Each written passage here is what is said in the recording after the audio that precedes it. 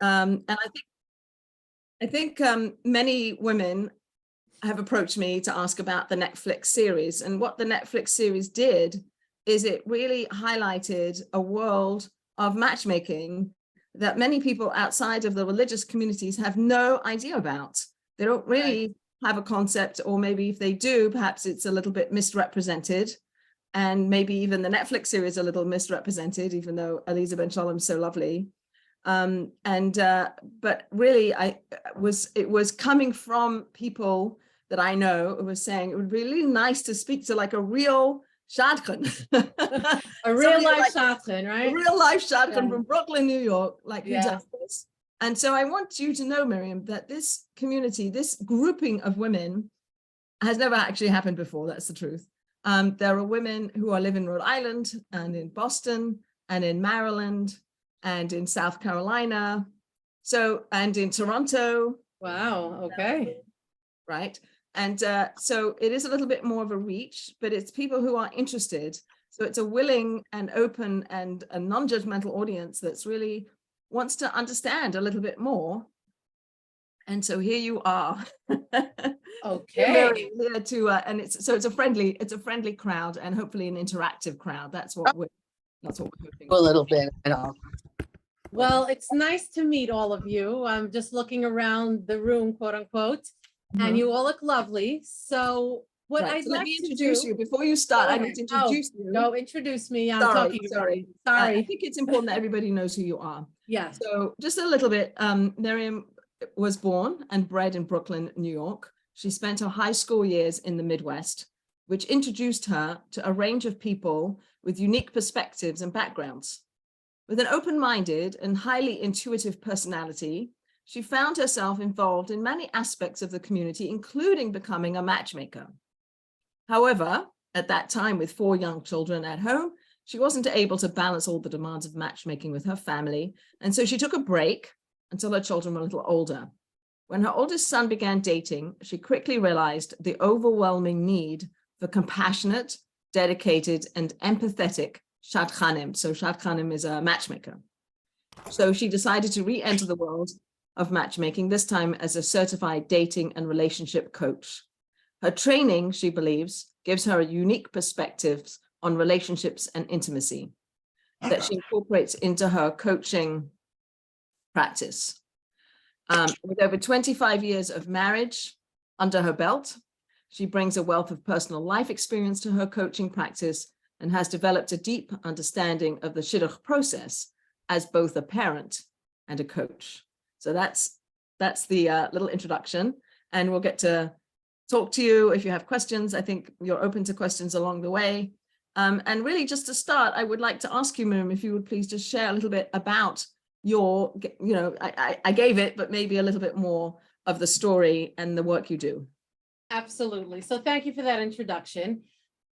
She really, said it spot on, but I'll tell you a little bit more of the background. So like she said, I have always been a community, quote unquote, activist. Like I'm very outspoken, I'm very outgoing, and I really enjoy helping the community in different ways. And so, yeah, when I had smaller children at home, for some reason, I felt like a deep attraction to the matchmaking world. And I'll explain to you how it works in the Orthodox world in a second, but I'll just tell you a little bit of my background. So I started doing it part-time because I did have 4 little kids at home, and I don't know if all of you are mothers or not, but it's very time consuming. And when I do something, I like to do it wholeheartedly and to really give it my all. So I had to take quite a few years off. Fast forward probably 10, 15 years, and my older son entered the world of, and I'm going to use some Hebrew terms, but then I'll translate. So he entered the world of shidduchim, which means the world of like, shidduchim and Shadchen is matchmaking, but he entered the world of potentially looking for his soulmate. And in our Orthodox community, for the most part, the male and female, the girls and the boys really don't interact that much. So you need a matchmaker, what we call a Shadchen, to really make the introduction. So my son, entered, he decided he's ready to get married. And for our children, we do start at a pretty young age. So he was only 21. And I really saw, thank God he got married pretty quickly. And then my son followed, and I'll tell you his story in a minute. But I felt like there was really a need for more matchmakers because, matchmaking, okay, I'll explain to you in a minute why I felt that way. So I got into it, and, so I made a couple of matches, but then I felt like I would probably be able to help these young boys and girls or young men and women better if I certified as a coach. So I did the training. I became certified as a life coach, a dating coach, relationship coach. And I also took a course, and I'll explain this to you also. I became what's called a Kala teacher. A Kala means a bride. And for Orthodox women, there's certain laws or rules that govern when a man and a woman can have, sexual relationships or touching or all that. So I became certified in training these women in these laws. So I have a pretty, well-balanced education when it comes to all of this. So really how it works for the Shadchen is because these young men and women are not really, they're not going to parties where they're interacting with the other sex. They're not going to bars. They're not really in colleges together. So how are they meeting? How are they finding their soulmates? So you have to have a middle person who can set them up. In the secular world, many matchmakers do it like they have an upfront fee. You pay them $10,000 and they try to find your soulmate. In the Orthodox community, for the most part, the matchmakers are not getting paid upfront. It's only once they make a successful match that they get paid. What happens though is that many of these matchmakers get, I can't even tell you, like hundreds, if not thousands of profiles that they're trying to match up. And it gets pretty overwhelming because you can't possibly give all these people the attention that they deserve. So that's why it's important to have more and more and more matchmakers. By the way, I want to just stop a second. I can talk forever. I'm very talkative, and I really welcome any question, any comment, nothing off the table with me. So please, if I'm talking too much or if like you want clarification, please go ahead. Okay. So that's basically how it works. So let's say I'll give you examples, right? So I'll meet a young woman. She'll, I'll interview her. I'll, ask her all the questions, what's important to her, what are her core values, what are her deal breakers, what are her must-haves, and I'll really, go through a full list of the things that she needs. Then, okay, I'll go through my database and I'll say, I have this fine young man who I think could be a great idea for her. So I'll, reach out to the boy and I'll say, I have this fine, I say girls, boys, men, women, it's interchangeable for me, by the way. It's not maybe politically correct to call them boys and girls, but it's just a habit. Do you interview the men also? So the boys come to you and you Absolutely. Absolutely. I interview everybody that I try to set up because I found that very often, the profile and on paper, they could be amazing and the picture looks perfect and everything. But then when you talk to them, you get a vibe. Sometimes, their personality is not exactly how they described it, or maybe they're a little socially off, or maybe there's some things that on paper I thought would have been a match, but then once interviewing them more, no, that wouldn't work. So yeah, I definitely interview both. Then I presented the idea to both the man and the woman, and if they both agree to go out, I will sort of be like the middleman. Now there's different levels. Sometimes they'll even want me to set up the first couple of dates, or if not, if they're comfortable giving each other their numbers, I'll say, okay, I'm setting you up. I'm still here, whatever you need, but you can sort of, start dating process yourself. But I'm a very hands-on person. I'm always there for them. They go out on the first date, they'll reach out to me, tell me what they liked, what they didn't like, if they want to continue, if they don't want to continue. I'm very hands-on. Who decides where they go on their dates? How does that work? Oh, that's a great question. So, Well, guys, you can all ask questions. yeah, because I told you I can talk forever. So sometimes the guy, or if the girl has an opinion, or I can help them, figure out, like sometimes if it's the guy's first date, remember, because for the most part, they really haven't interacted with members of the opposite gender. So this is very new to them. And for a lot of them, it's like a lot of anxiety, so I'll help them set up the first date if they need the help. So yeah, that was a good question. Anybody else with questions? I welcome everything. So what is the most popular first date place that they would? Oh, I love that question. So, not going out to eat, for the most part, they'll usually go like maybe to a nice lounge somewhere. They can get drinks, just, talk, schmooze for like 2-3 hours, and, and then see if they want to take it from there. So that's usually the first date. The other ladies that have been to Israel with me will know that if you go into the hotels in Jerusalem, there's a lot of shidduch dates going on there because it's a public place. Right. Yeah. So could you speak about the public nature of the dates, Miriam? So, it's cute because like I sometimes go on dates with my husband, and we'll go to a hotel lounge just for the fun of it. And we sit and like, okay, is that a shidduch date? Is that a shidduch date? And we watch them, and it's adorable. So yeah, it is kind of public because you look at them and you really figure that this is a new couple going on a date, but it is what it is. You can't hide. You're not going to date in your own house, even though I should add, talking about that, by the real Hasidic people, that's exactly what they do. I should add that. It's very cute. By them, the first date or two, they're actually meeting usually in the girls' dining room. They'll talk for an hour. First, the parents will meet. It's way more formal, but that's by the real like ultra Hasidic people. Yeah, Irene. Yeah. So do you work with only particular age, and do you work only with a particular hashkafically, like certain groups, certain orientations? Yeah, good question. So I do deal with certain age range. Usually for me, it's like between 20 and 40. Sometimes I'll have people who are older that I'll work with as well, but for the most part, it's within that parameter. As far as a certain type, that's a great question, because within Orthodoxy, there really are many different types. First of all, there's Sephardic Jews and there's Ashkenaz Jews. Okay, I deal a lot more with the Ashkenaz.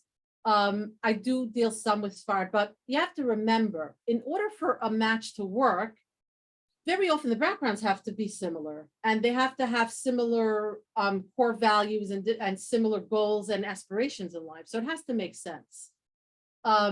Besides for Sephardic and Ashkenaz, there's also different levels of Orthodoxy. There's more modern Orthodox. Then there's what we call yeshivish, which is like the people who are sitting and studying Torah, daily. And there's all sorts in between, like there's different nuances. So yeah, that's a great question. I deal usually with more like a little bit of the more modern Orthodox and, young professionals. That's really my personal thing, but every Shadchen or matchmaker will have their niche. So yeah, that's a great question. So do they find you? Do they usually contact you? And are you taking new clients? Yes, I always take new clients, because in order to be successful, you always have to have new clients. And yeah, people, once the word gets out that you're a matchmaker, trust me, they're reaching out to you, because there's a little bit of desperation for some people. It's kind of like become a pressure for the young men and women to get married by a certain age. So if the girl is, God forbid, 21 and she's not married yet, then you know, it's the parents are getting anxiety and they really want to start reaching out to as many matchmakers as possible.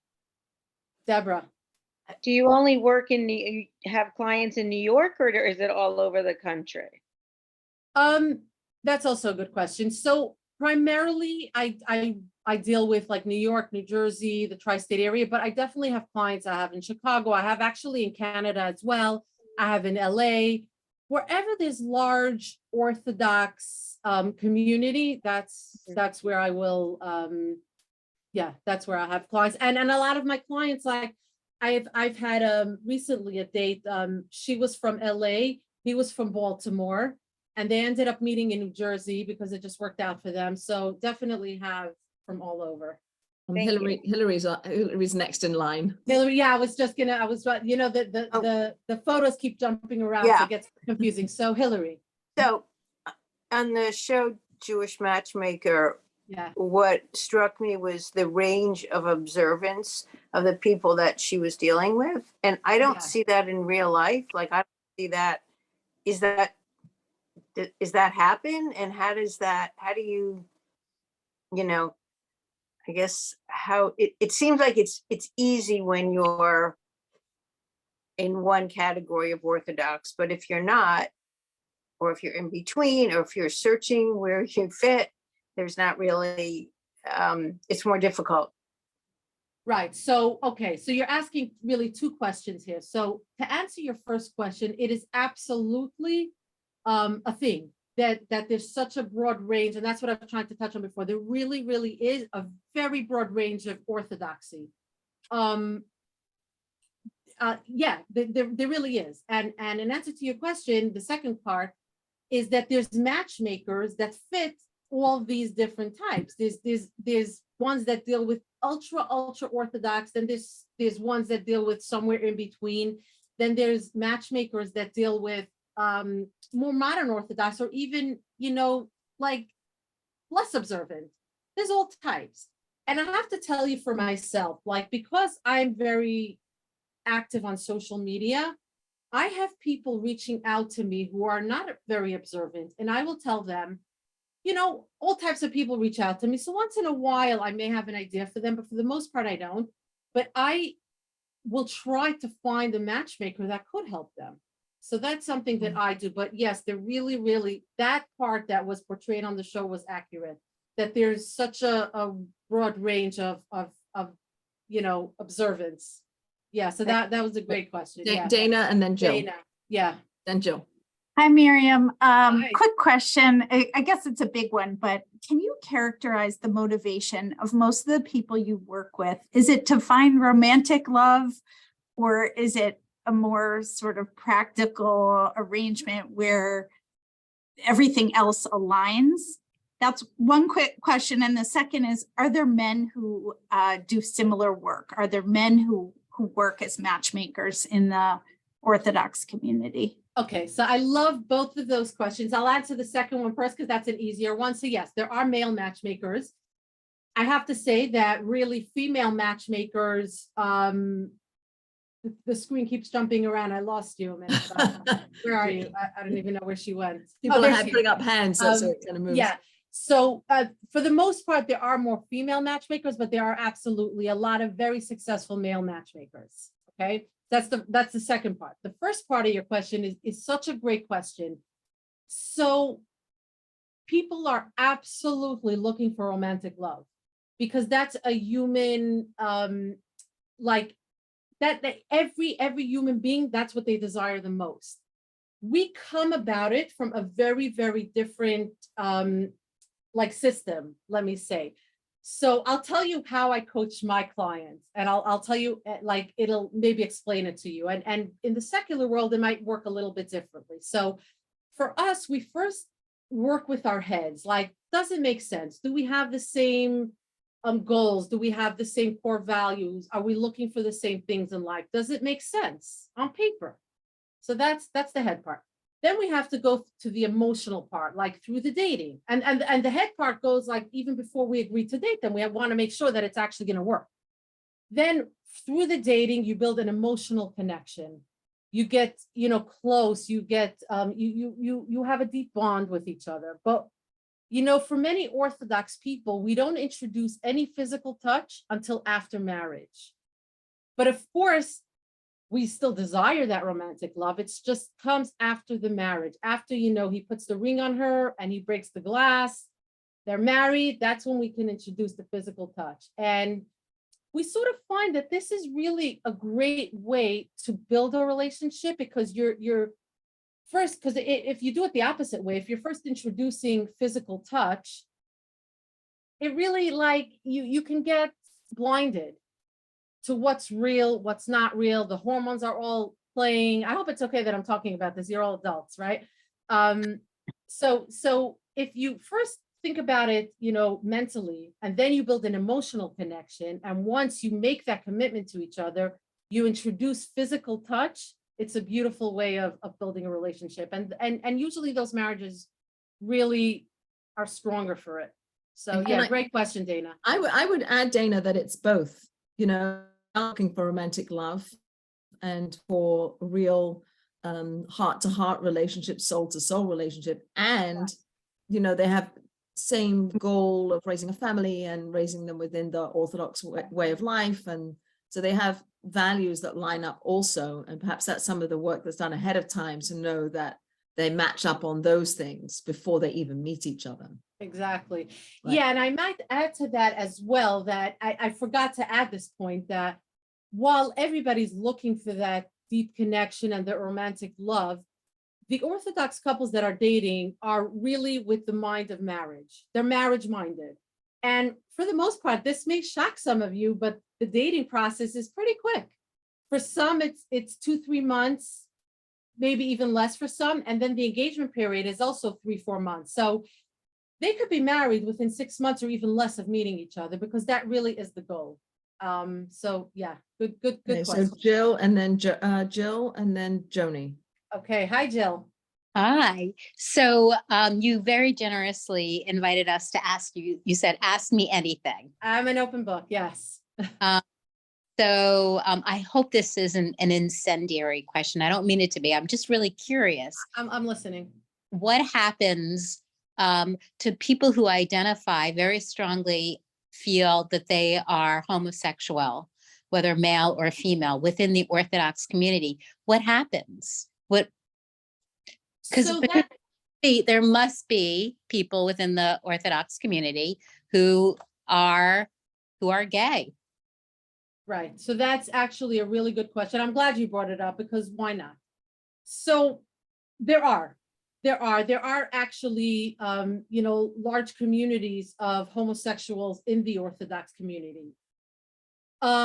And some of them even get married. But what I want to, Married to people of the opposite sex or the same sex? well, unfortunately, some get married to the opposite sex and then they're not happy. No, but I'm talking about people who are getting married to people of the same sex, but it is not a marriage that's recognized by the Torah. Because according to the Torah laws or rules, a marriage is between a male and a female. So, you know, I don't know enough about homosexuality. It's sad for them, because this is how they feel, this is how they identify. So they do what they need to do, but it's not recognized by the Torah. You all know what the Torah is, right? Yeah. Yeah, okay. I do, Jill, it's a very big question. And really, you know, I understand that it's that it is something that is more talked about than has ever been talked about. Miriam, I really applaud you for your answer. I think it was a very sensitive and a very, you know, that's where we are in the Orthodox world. So yeah, and I personally know people who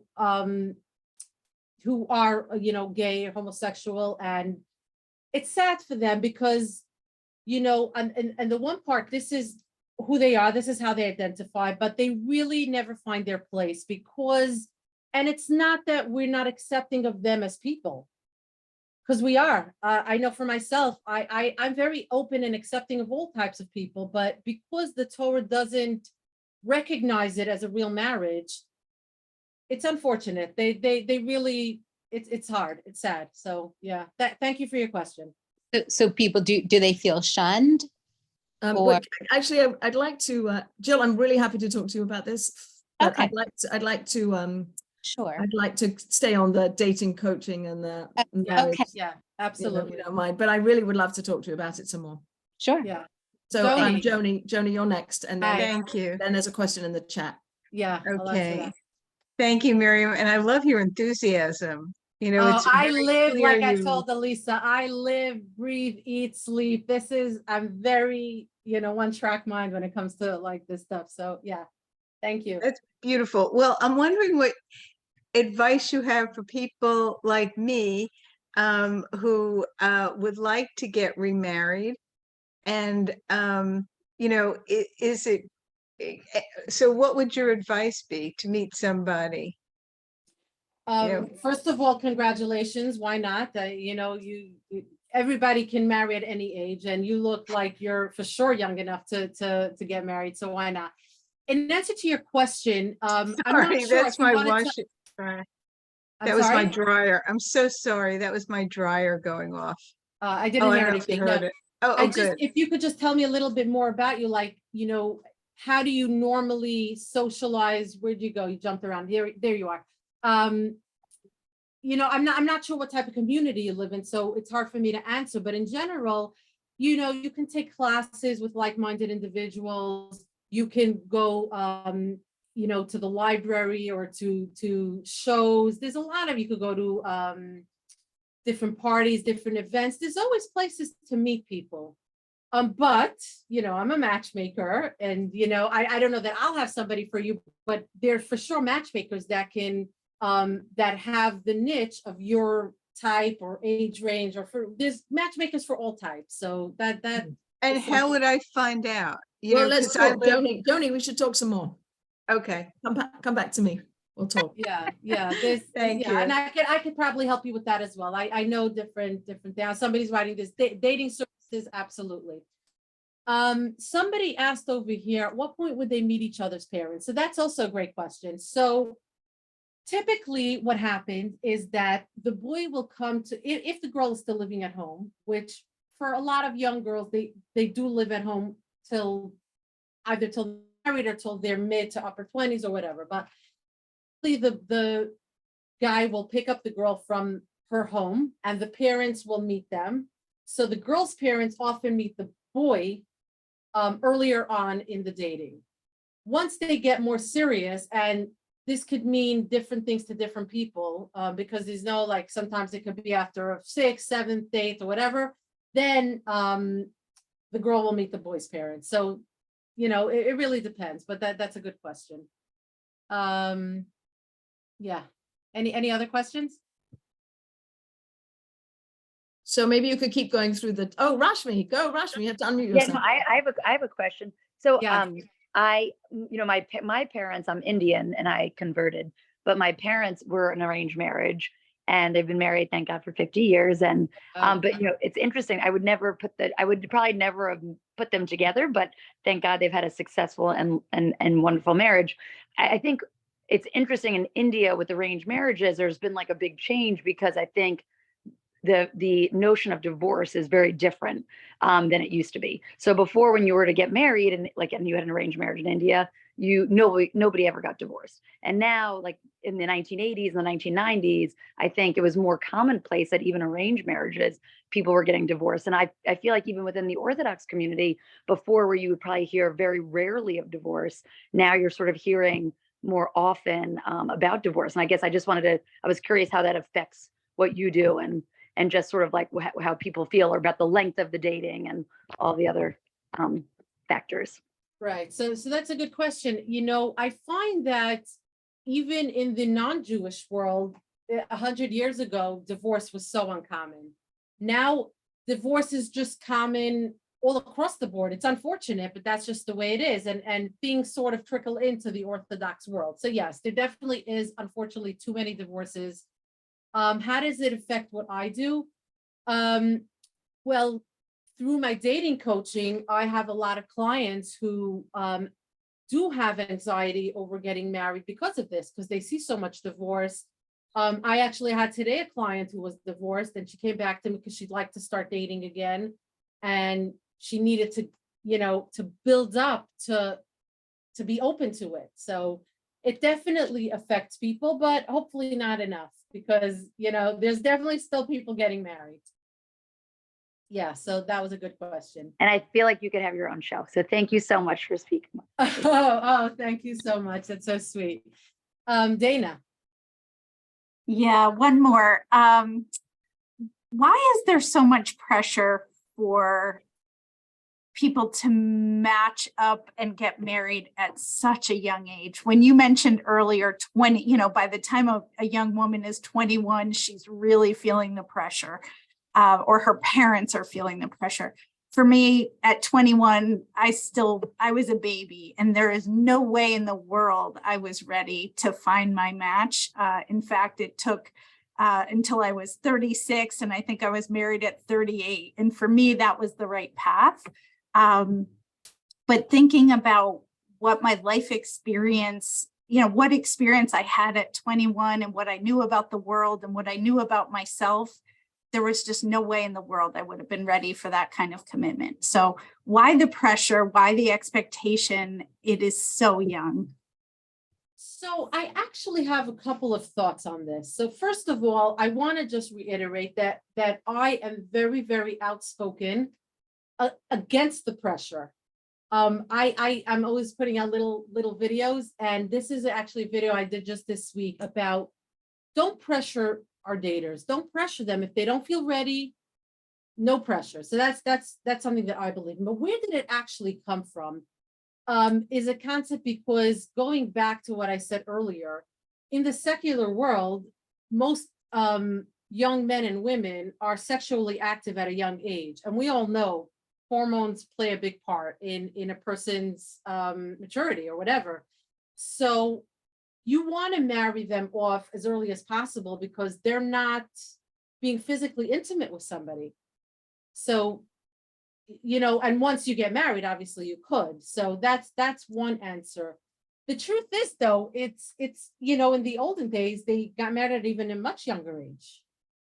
So where did it actually start from? I don't know, to be honest, but I would assume that, they want to marry the young men and women off earlier because you don't want them to feel like any sexual tension or anything like that. So that would be my guess. Hope that answers your question.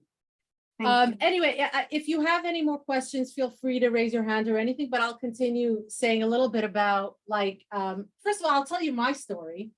And, it's funny because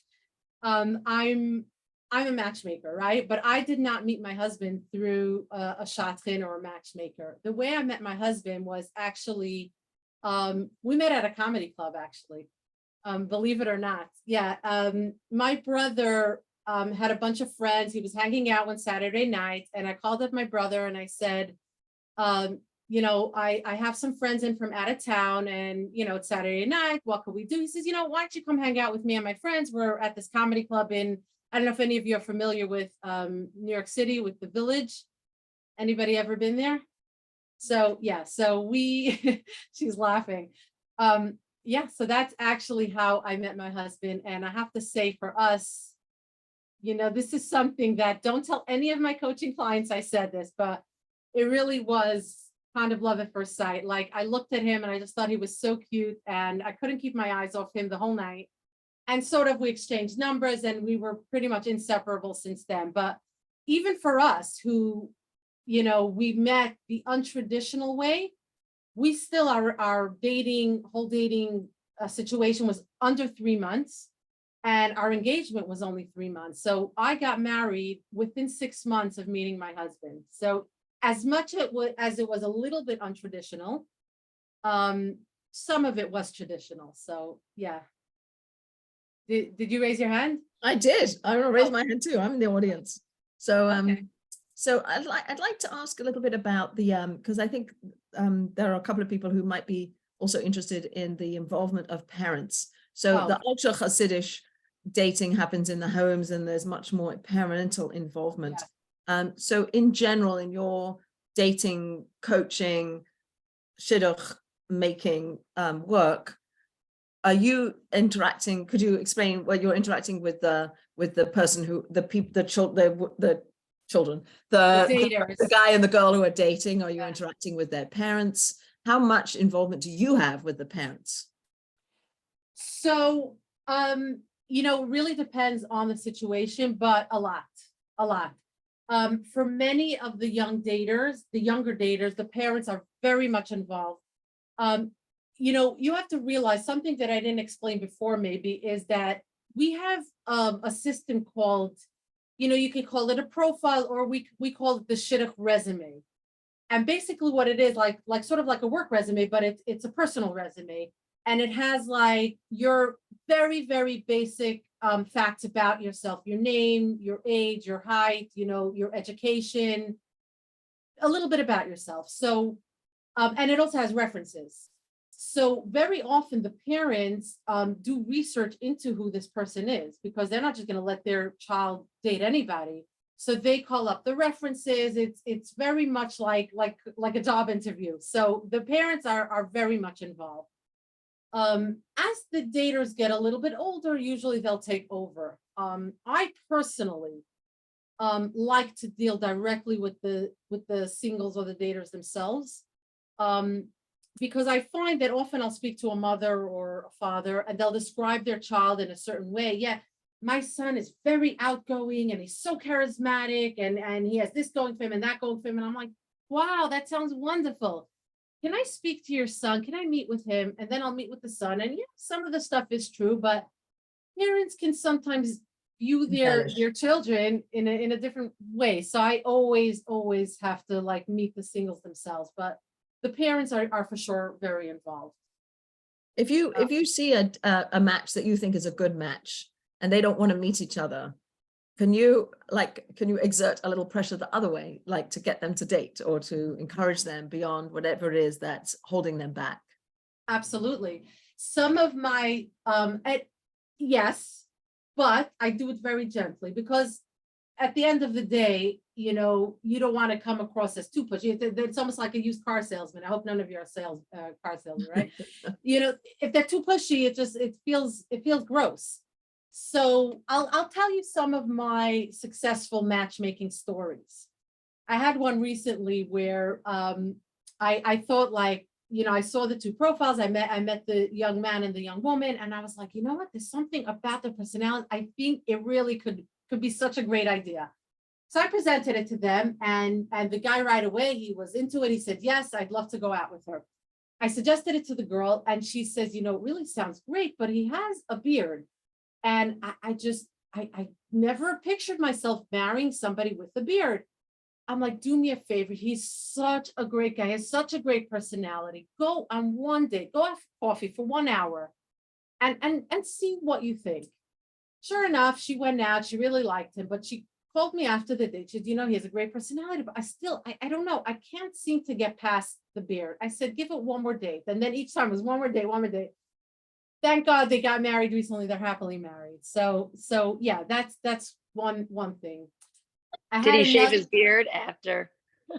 Who asked that? I don't know who said I that. know, sorry, Rashmi. it's Rashmi. I asked if he shaved his beard after. He did not. Believe it or not, she kind of got used to it. Does she love it? Maybe not, but he's really a lovely, lovely young man. So they're really cute and happy together. So that was one story I had. I'm trying to think of Do you another stay story. involved with the couple after marriage? Like you have dating before coaching, and how about marriage coaching post their chuppah? Yeah, so it's not as common, but I definitely do. That's something that I offer. I call it, there's a phrase in Hebrew called Shana Rishona. That means the first year. And we all know, whoever's been married here, that the first year really is, you know, you're kind of getting used to each other, and there could be some ups and downs. So I offer that to all my clients, you know, the Shana Rishona package, meaning if you need any like advice or guidance or just somebody to talk to, I'm here. So I definitely do that. Anybody else? No. So I wanted to tell you another story that I had. Sometimes also you need to give a little push during the dating. I had one couple who was going out, And after every date, he came back to me and said, I like her, but I'm not sure. We have such different interests. I said, just go out again. It doesn't matter. You don't have to have the same exact interest as your spouse. You could have some of the same interests and some different interests. They went out. And finally he said, I don't know. I just can't do it anymore. And they broke up. About, I would say 2-3 months later, he reaches out to me and he said, how is so-and-so doing? I said, oh, you're still thinking about her. He said, kind of. He asked me, would you find out if she would be interested in, in trying to go out again? So I did, and they went out again, and they're happily married. So, had I not pushed it and sort of encouraged them, they probably wouldn't be married. So yeah, sometimes a couple doesn't see what's right in front of them. Or sometimes people have anxiety, or they are looking for something like, what happens is sometimes people look for perfection, and we all know nobody's perfect. So what I do with my clients is I really say, what are your top 3 or 4 like real core values that you need? And we whittle it down, and then they say, you know what, you're right, that really wasn't so important. When they look at the whole picture, that's what they realize. Jill. What, if any, role do you think that like God or Hashem plays in the matches that you make? Wow, I love that question. I absolutely believe that he is the one, and I say this, you can ask all my clients. This is what I tell them all the time. Yes, it's very nice for me to feel as if I'm, God's gift to the world, and I'm the one that thinks of all these ideas. But the truth is that's not how it works. God plants these ideas into mine and other matchmakers' heads. So that's my favorite question of the night, I gotta say. Great question. Yes, absolutely. There's a question in the chat about how frequently they date in the beginning. I don't see that, but okay, what does that Oh, mean? it was actually directed to me. What's the cadence of the initial dating? How frequently do they meet?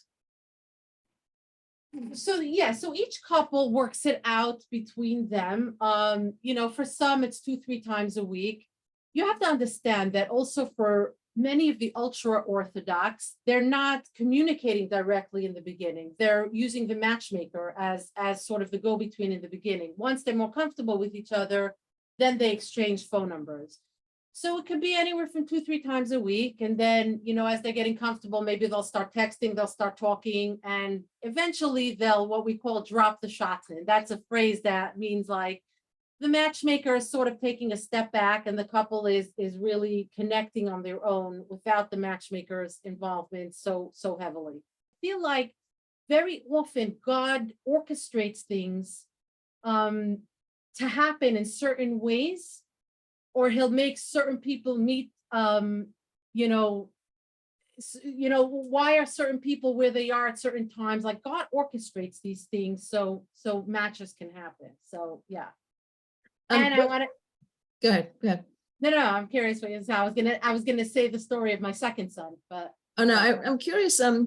With the so you get these shidduch resumes, these profiles, yeah. and then you look through your database. But it sounds like you also interact with other shadchanim, that you would also perhaps say, I've got to, would you have like a little get together with other women, or it seems like mostly women, other matchmakers, would you get together with other women and sort of compare notes?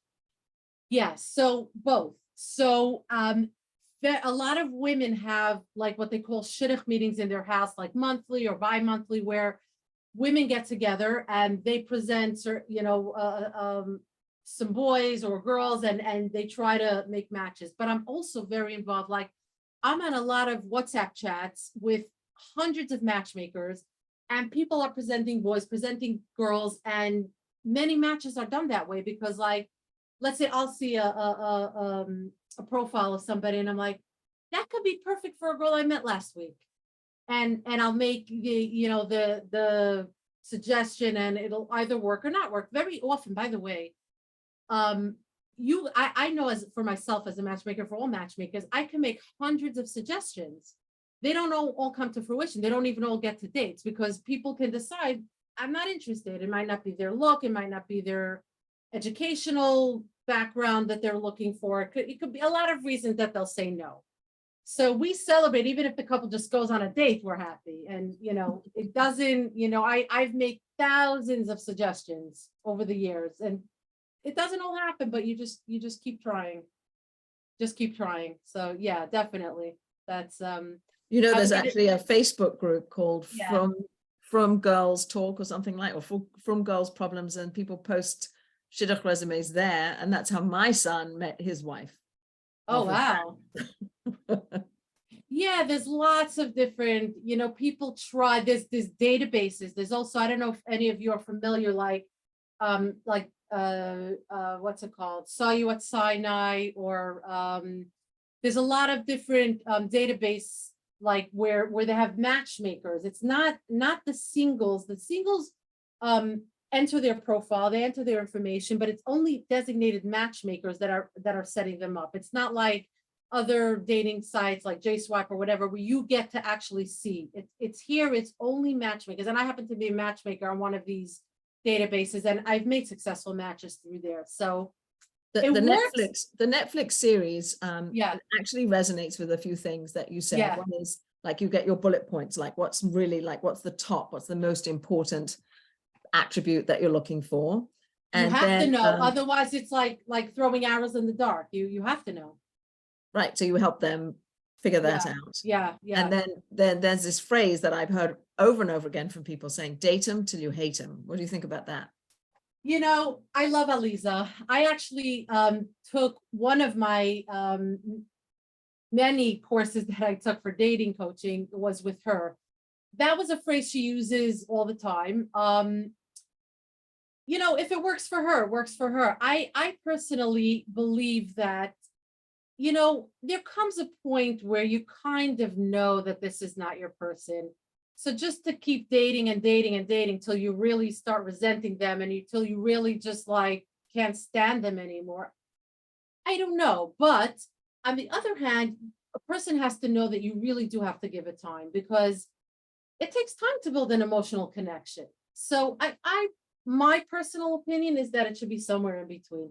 Don't give up too quickly, but also don't like just date and date and date, hoping to wait to hate them and then say goodbye. So I believe somewhere in between. Yeah, but that's my personal thing. Or you could do what my other son did and just marry your next door neighbor that, you know, you grew up with for, you know, since you're 4 years old. So that was my second son.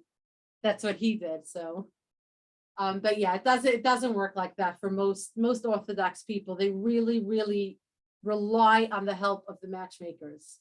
And you know, I want to add one more point to that. Matchmakers, some of them like myself, we're professional. Like, this is what I do. This is my business. This is my profession. But there are a lot of people who are not professional matchmakers that make suggestions and make matches. Like, it could be a friend, a family member, a neighbor, somebody you went to school with. I believe anybody could be a matchmaker, even all of you. Like, you can think like, oh, my next door neighbor, I met somebody at the gym or standing in line in the bakery or at a wedding, wherever. Everybody could be a matchmaker. So that's really what I believe. And if you have a suggestion, and this is what happens a lot, people will have a suggestion. And if, let's say, for whatever reason, they don't feel comfortable actually being like the middleman, the hands-on matchmaker, they'll give it over to a professional. So I do that a lot. Like, people will reach out to me that say, I have this wonderful idea, but I just don't feel comfortable, like, actually, you know, suggesting it or being the one to be the matchmaker. So I'll take over. So yeah, that happens a lot also. The upper age bracket you work with, it sounds like is somebody who's 40.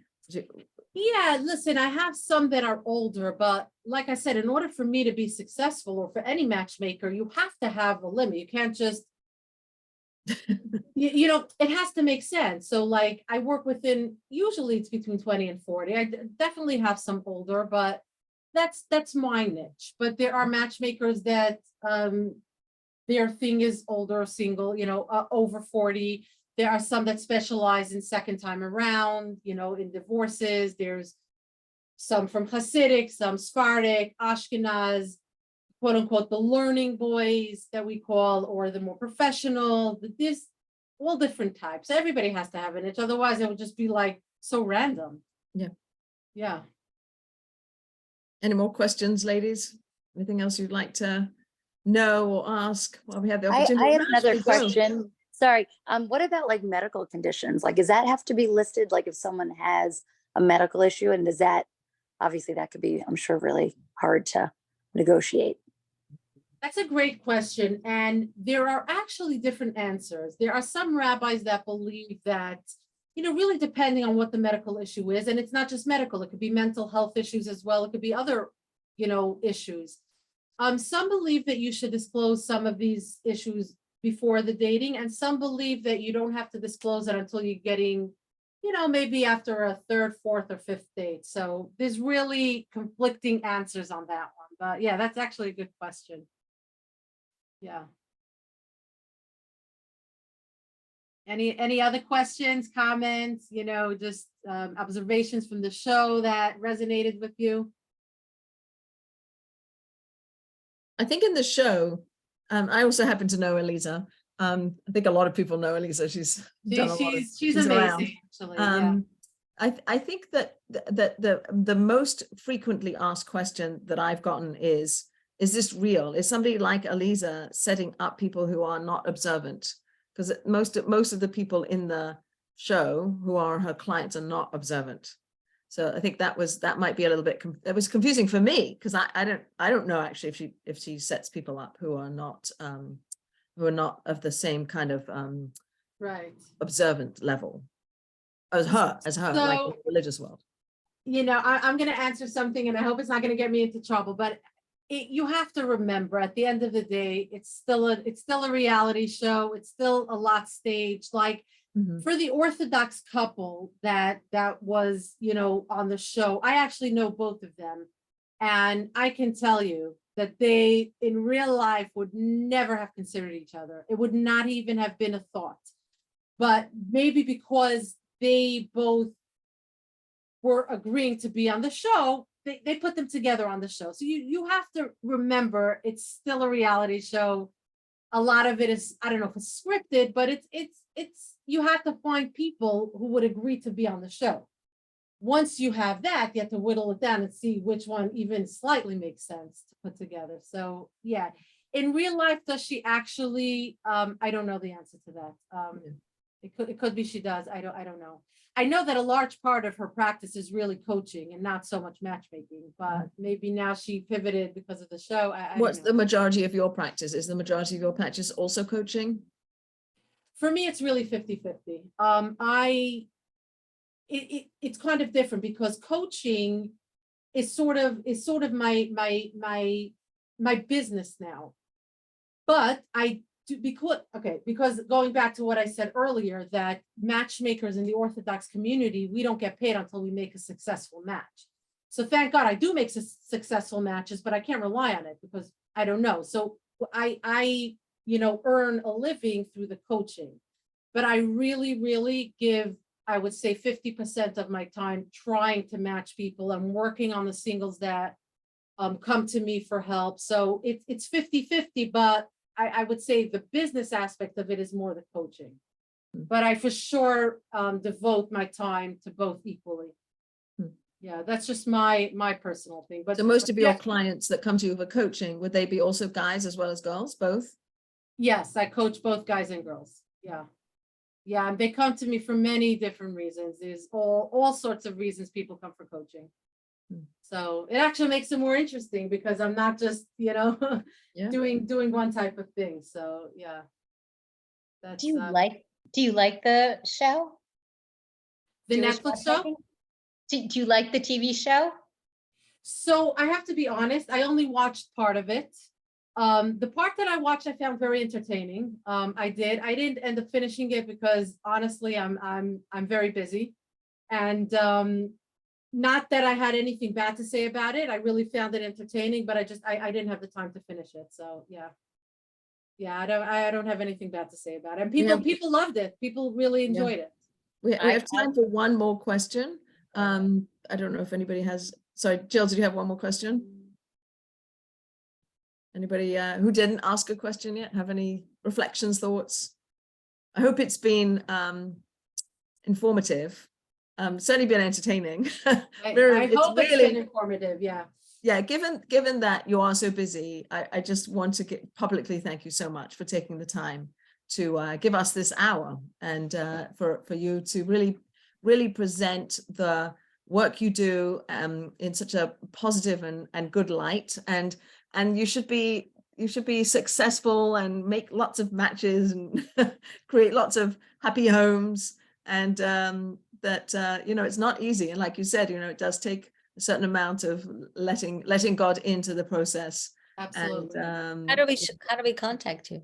I was just gonna say, you know, I feel like maybe once a lot of the women will process what I said, maybe they'll think of more questions. So you can feel free to give out my phone number. Any of you are welcome to reach out to me if you think of any questions or comments that you have, or you know, anything. You feel free to reach out to me. I mean, I really enjoyed meeting all of you. Such a lovely, lovely group of women, and I there's one enjoyed the more question questions. in I the enjoyed chat. meeting you. There's Miriam, one one more question. question in the chat there. Did you see it? From Oh, Dave. I don't have an estimate. I don't have an estimate, but you know, I was one time told there's a concept. I'm not sure how to say it. It's called an ayin hara, which is an evil eye sort of thing. So we don't believe in like counting children, counting our money, counting our blessings. These are all kept hidden. So I was told, you know, by somebody that I should never tell how many matches I made because it's sort of like, you know, not, it doesn't bring blessing. So I don't know who asked me that, but yeah. Well, for many that you have, I hope they bring lots of blessing. Thank you. I hope so And, too. You know, I really get joy. It's there's nothing like, you know, people ask me where I get greater joy from the coaching or from actual successful match. And I really get joy from the coaching as well, because my coaching or coaching in general leads to many successful matches.